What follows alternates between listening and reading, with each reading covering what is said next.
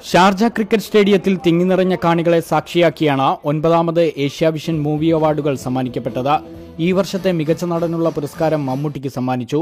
മുന്നറിയിപ്പ്, ബാല്യകാലസഖി എന്നീ ചിത്രങ്ങളിലെ പ്രകടനത്തിലൂടെയാണ് മമ്മൂട്ടി തെരഞ്ഞെടുക്കപ്പെട്ടത്.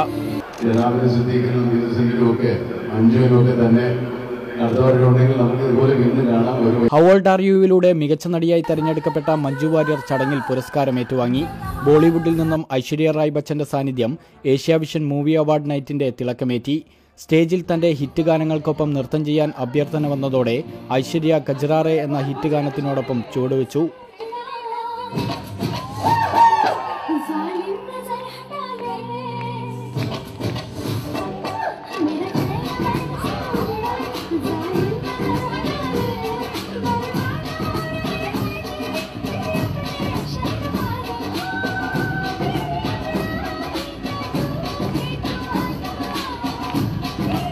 യൂത്ത് ഐക്കൺ പുരസ്കാരം ധനുഷും ശ്രുതിഹാസനും ഏറ്റുവാങ്ങി. സ്റ്റാർ ഓഫ് ദി ഇയർ പുരസ്കാരം നിവിൻ പോളിക്ക് സമ്മാനിച്ചു.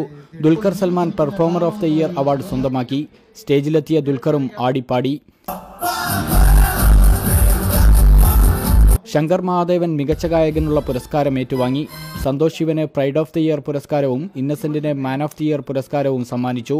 നടൻ ജയറാമും പുരസ്കാരം ഏറ്റുവാങ്ങി. മികച്ച തിരക്കഥാകൃത്തിനും സംവിധായകനുമുള്ള ഏഷ്യ വിഷൻ അവാർഡ് രഞ്ജിത്ത് സ്വന്തമാക്കി. സിദ്ദിഖും ആശാ ശരത്തും മികച്ച സഹനടീ നടന്മാർക്കുള്ള പുരസ്കാരം ഏറ്റുവാങ്ങി. ജോയ് മാത്യുവിനും നസ്രിയക്കുമാണ് ഔട്ട്സ്റ്റാൻഡിംഗ് പെർഫോമൻസിനുള്ള അവാർഡ് സമ്മാനിച്ചത്.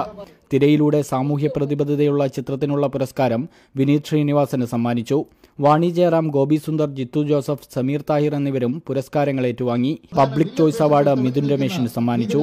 പ്രമുഖ ഗായകരും നർത്തകരും അണിനിരന്ന ഷോയും അവാർഡ് നൈറ്റിന്റെ ഭാഗമായി അരങ്ങേറി. India vision, Sharjah.